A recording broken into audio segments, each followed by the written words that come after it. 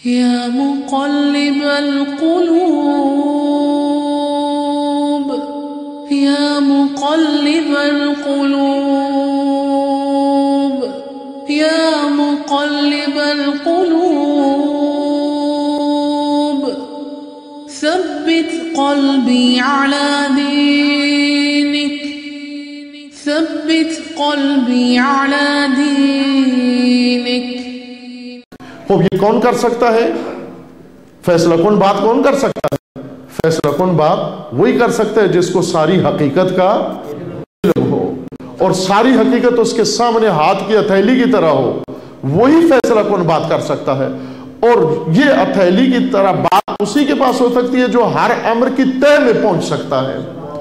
جو کسی امر کی تہ میں نہ پہنچ سکے وہ فیصلہ کن بات نہیں کر سکتا. اور جو فیصلہ کن بات نہ کر سکے اور جو حقیقت کی تہ میں نہ پہنچا ہوا ہو وہ دعوی یقین نہیں کر سکتا.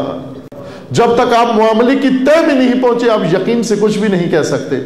اور جب تک آپ فیصلہ کن مرحلے پہ نہیں پہنچے آپ یقین سے کوئی بات نہیں کہہ سکتے. کب دعوی یقین کر سکتے ہیں؟ کہ جب آپ معاملے کی تہ میں پہنچ گئے ہیں اور معاملے کی تہ میں پہنچ کر فیصلہ کن حد تک جا پہنچے ہیں اس وقت آپ کہہ سکتے ہیں کہ مجھے اب یقین ہے. اس لیے امیر المومنین کیا فرماتے ہیں کہ ایمان کا دوسرا رکن یقین ہے اور یقین کا دوسرا رکن تعول حکمت ہے. یعنی حکمت کی تہ تک پہنچنا، معاملے کی تہ تک پہنچنا اور ایسی فیصلہ کن و مضبوط رائے قائم کرنا کہ جس کے اندر کسی قسم کی بطلان کی گنجائش نہ ہو. یہ یقین کا دوسرا رکن ہے. اس کے بغیر انسان کو یقین حاصل نہیں ہو سکتا. جب انسان میں فطانت آ جائے، یہ امیر المومنین کا ایمان ہے جس کی تشریح فرما رہے ہیں.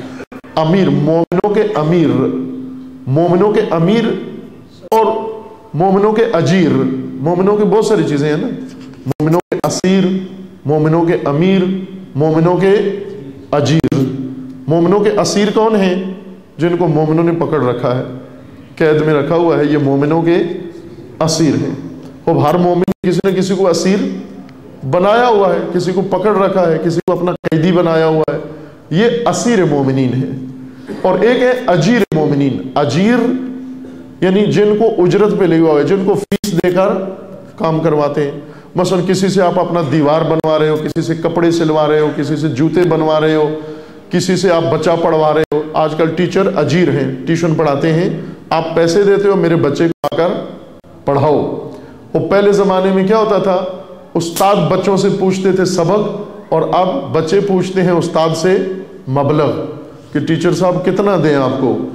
پہلے اکبر الہ آبادی کے بقول کہ پہلے زمانے میں کیا ہوتا تھا کہ سابقہ زمانوں میں استاد آتے تھے، بچوں سے پوچھتے تھے سبق سنو کل کیا پڑھایا تھا. اور آج کل بچے پوچھتے ہیں کہ ٹیچر صاحب تنخواہ کتنی ہے آپ کی، پیسے کتنے دیں آپ کو کہ مجھے پڑھاؤ گے، مبلغ کتنا ہے. اجیر جس کو آپ نے اجرت پہ رکھا ہوا ہے، جس کو آپ نے کرائے پہ لے لیا ہے، جس کو آپ نے پیسہ دے کر اس سے کوئی عمل خرید لیا ہے آپ نے، اس کو کہتے ہیں اجیر. مومنوں کے اجیر کون ہیں؟ پیسے دے کر جن سے جو کام کروا لو. پیسے دے کے مجلس پڑھوا لی، پیسے دے کر قوالی کروا لی، پیسے دے کے کوئی اور کام کرا لیا. جس کو بھی پیسے دے کے کچھ کروا لیا وہ آپ کا اجیر ہے. اور جو آپ کے قابو میں ہے وہ آپ کا اسیر ہے. اور آپ کا جو امیر ہے یعنی آپ جس کے فرمانبر ہیں، وہ فرمانبردار ہیں، جس کی اتباع کرنی ہے، جس کو آپ پر حاکمیت و حکم چلانے کا حق ہے، وہ آپ کا امیر ہے.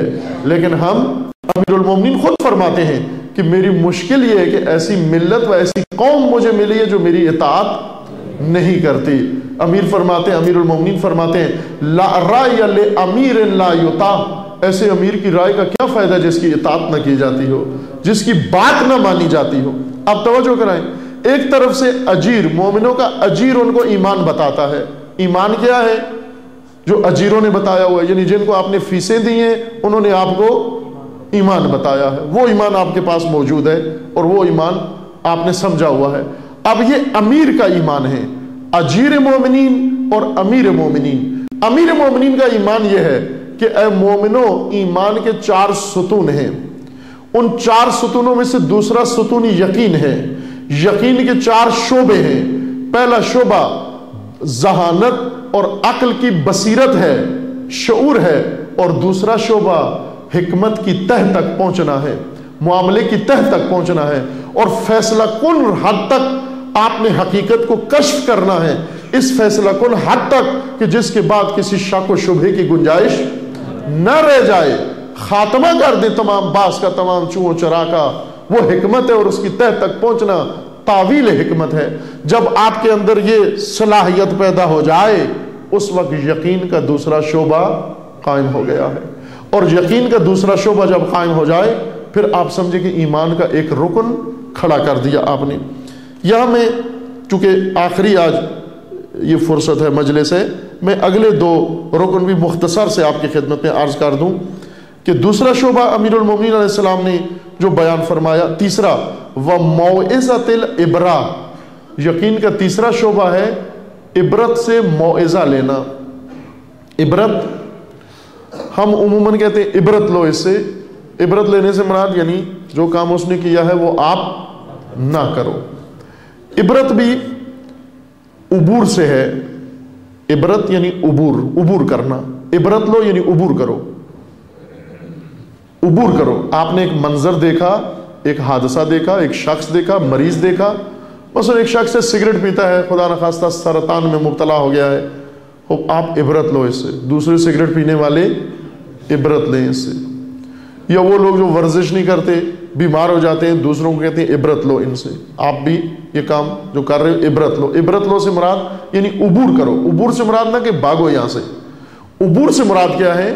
یعنی آپ اس منظر سے گزرو، عبور کرو، اور یہاں جو کچھ دیکھا ہے، مشاہدہ کیا ہے، جو ماجرا، عبور کر کے اپنی ذات پر آ جاؤ اور یہ کہو کہ اگر اس کے ساتھ یہ ہو سکتا ہے، میں بھی اگر اس راہ پر چلا تو میرے ساتھ بھی یہی ہوگا.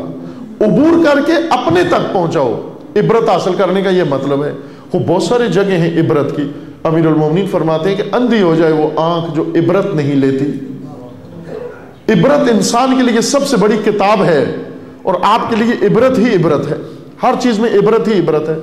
ایک خاص موضوع جو کربلا کے متعلق بیان کیا ہم نے بھی، اور بعض بزرگان نے بھی بیان کیا، اور رہبر معظم نے بھی حکم دیا کہ اس موضوع کو مومنین کے سامنے بیان کریں. کربلا کی عبرتیں ہیں کہ کربلا میں عبرت کا بھی مقام ہے. عبرت یعنی یہ شمر، یہ خولی، یہ ہرملا، یہ عمر سعد، یہ کس طرح سے اتنے پست ہو گئے، گر گئے. آیا یہ کرائے کے قاتل تھے؟ یہ جلاد تھے؟ یہ دہشت گرد تھے اس زمانے کے؟ نہ، یہ دہشت گرد نہیں تھے. عبرت لو ان سے. یہ کون تھے؟ توجہ کریں. شمر امیر المومنین کی فوج کا جرنیل یا بریگیڈیئر کہہ لیں، اتنا بڑا عہدہ تھا امیر المومنین کے ساتھ. جنگ صفین میں یہ امیر المومنین کی فوج میں تھا اور عہدیدار تھا، افسر تھا امیر المومنین کی فوج میں، بڑا افسر، جس کے ماتحت فوج ایک فوجی دستہ تھا. اور یہی شمر جنگ صفین میں لڑتا ہوا زخمی ہوا یزید کے باپ کے خلاف. جنگ صفین یزید کے باپ کے خلاف، امیر شام کے خلاف لڑی گئی. اب یہی شمر امیر المومنین کا ساتھی بن کر جنگ صفین میں یزید کے باپ کے خلاف لڑتا ہے، اور جنگ کربلا میں یزید کا سپاہی بن کر علی کے بیٹے کا سر قلم کرتا ہے. کیا عبرت کا مقام ہے یا نہیں ہے؟ کیسے ہوا یہ کام؟ کس طرح سے ہوا یہ کام؟ کیوں امیر المومنین کی فوج کا ایک افسر آ کر امیر المومنین کے فرزند کا سر قلم کر دیتا ہے؟ اور جو ماجرا اس کے ساتھ پیش آیا ہے وہ ہر آدمی کو شمر بنا سکتا ہے. ہر آدمی کو شمر بنا سکتا ہے. فرق یہ ہے کہ ہمارے لیے وہ موقع نہیں آیا. اگر وہ موقع آ جائے، دیکھیں بہت سارے شمر بن جائیں گے. کیا ہے وہ موقع؟ موقع یہ ہے کہ آج اگر مجھے کہا جائے کہ آپ کو پارلیمنٹ کا ممبر بناتے ہیں، رکن بناتے ہیں، سینٹ کا رکن بناتے ہیں، اور آپ کو اس شہر کے کسی عہدیدار انتظامیہ میں لیتے ہیں، کچھ دیتے ہیں، اور اس کے بدلے میں یہ کرو، آپ اس وقت پتہ چلے گا کہ شمر ہوں یا نہیں ہوں. شمر کون تھا؟ امیر المومنین کی فوج کا افسر، کہ جس کو عبید اللہ ابن زیاد نے یہ کہا تھا کہ اگر تم جا کر حسین ابن علی کا سر قلم کر لو تو رے کی حکومت عمر سعد کو نہیں تمہیں دے دوں گا. رے کی حکومت کی خاطر اس پوسٹ کی خاطر، اس مقام کی خاطر باپ کی فوج کا افسر بیٹے کا سر قلم کر رہا ہے، وہاں معاویہ کے خلاف لڑا، یہاں یزید کا سپاہی بن کر لڑا۔ کتنا فرق ہے، 180 درجے کا یو ٹرن۔ عبرت ہے یہ۔ قاضی شریح، یہ قاضی شریح کہاں سے آیا؟ جس نے فتویٰ دیا تھا کہ حسین نے اولی الامر کے خلاف بغاوت کی ہے۔ اس قاضی شریح نے یہ فتویٰ دیا، اس عالم نے فتویٰ دیا کہ حسین ابن علی نے اولی الامر کے خلاف بغاوت کی ہے، اور جو اولی الامر کے خلاف بغاوت کرے اس کا قتل واجب ہے، لازمی ہے اس کا قتل کرنا، اور جو اس کو قتل کرے گا وہ بہت اعلیٰ منزل پر پہنچے گا، بڑی عبادت کی ہے اس نے۔ اور یہ لوگ قاضی شریح کا فتویٰ لے کر آئے اور حسین علیہ السلام کو آ کر انہوں نے شہید کیا۔ معلوم ہے یہ قاضی شریح کہاں سے آیا؟ یہ قاضی شریح کوفہ کے اندر امیر المومنین نے اس کو قاضی مقرر کیا تھا اپنے عہد حکومت کے اندر، امیر المومنین نے اس کو قاضی بنایا تھا۔ یہ قاضی جو امیر المومنین نے بنایا آج آ کر فرزند امیر المومنین کے قتل کا فتویٰ دے رہا ہے۔ کیوں؟ اس لیے کہ اس کو وعدہ دیا عبید اللہ نے کہ اگر تم آ کر ادھر یہ فتویٰ دو تو تم پورے اسلامی دنیا کے قاضی القضات بن جاؤ گے، چیف جسٹس بن جاؤ گے، تم اتنا بڑا عہدہ تمہارے لیے ہے۔ اور اس نے قتل کا فتویٰ دے دیا۔ اب آپ دیکھو کہ جتنے بھی قاتلین تھے کہاں سے ٹوٹ کر آئے۔ یہ عمر سعد خود اس نے خط لکھا عبید اللہ کو خط لکھ کر کہتا ہے کہ میرے پاس ایسا تدبیر موجود ہے کہ حسین ابن علی سے جنگ بھی نہ ہو اور آپ کے بھی مقصد پورا ہو جائے، میرے پاس ایسی تدبیر موجود ہے۔ اور نیچے اس نے کیا لکھا کہ میرے لیے مشکل ہے حسین کے ساتھ جنگ کرنا۔ کیوں مشکل ہے؟ چونکہ میں حسین کے قرابت داروں میں سے ہوں، رشتہ داروں میں سے ہوں۔ آپ کو معلوم ہے کہ عمر سعد رشتہ داروں میں سے تھا۔ سعد ابن ابی وقاص کا بیٹا، سعد ابن ابی وقاص یعنی وہ اسلام کا بڑا سردار جس نے ایران فتح کیا، جس نے روم فتح کیا، جس نے عراق فتح کیا، جس نے یہ سارے علاقے فتح کیے، اس بڑے سردار کا بیٹا یہ عمر سعد تھا۔ یہ عمر سعد جس نے قیادت کی جنگ کے اندر، یہ عمر سعد کہاں سے آیا؟ یہ عمر سعد یوں نہیں کہ بہت گمنام آدمی تھا، یہ دمشق سے آیا، یہ شام کا ٹیرورسٹ تھا، ایک بڑے خاندان کا آدمی تھا۔ کیوں بن گیا عمر سعد قاتل حسین ابن علی؟ اور کربلا میں لوگوں کو کہتے ہیں کہ سب گواہی رہو، شہادت دینا کہ پہلا تیر حسین پر میں نے چلایا، کہ جب عبید اللہ پوچھے تو گواہی دینا پہلا تیر میں نے چلایا ہے۔ کس چیز نے عمر سعد کو عمر سعد بنایا؟ رے کی حکومت کے وعدے نے کہ تجھے رے کی حکومت دی جائے گی۔ عزیز من، یہ شمر، یہ قاضی شریح، یہ عمر سعد، یہ ہرملہ، یہ خولی، یہ جنہوں نے حسین علیہ السلام کو بلایا اور پھر آ کر قتل کیا اور دشمن ہو گئے، یہ عبرت کا مقام ہے سب کے لیے، عبرت کا مقام ہے۔ اسی سے عبرت لو۔ عبرت سے مراد یعنی اس کو پڑھو، اس کو دیکھو، پھر عبور کرو کہ اگر میں ہوتا ان کی جگہ پر اور مجھے رے کی حکومت پیشکش کی جاتی، میں ٹلتا یا نہ ٹلتا۔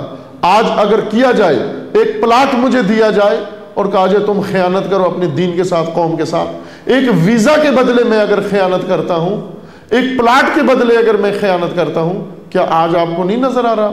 ایک ویزا کے بدلے میں ایک عالم دین اٹھ کر اگر انقلاب اسلامی کا مخالف ہو جاتا ہے اور ولایت فقیہ کے خلاف بیان دیتا ہے، تو یقین جان لو کہ یہ اگر عبید اللہ کے پاس ہوتا تو عمر سعد کے بجائے یہ ہوتا فرماندہ اور یہ ہوتا وہاں پر سپہ سالار۔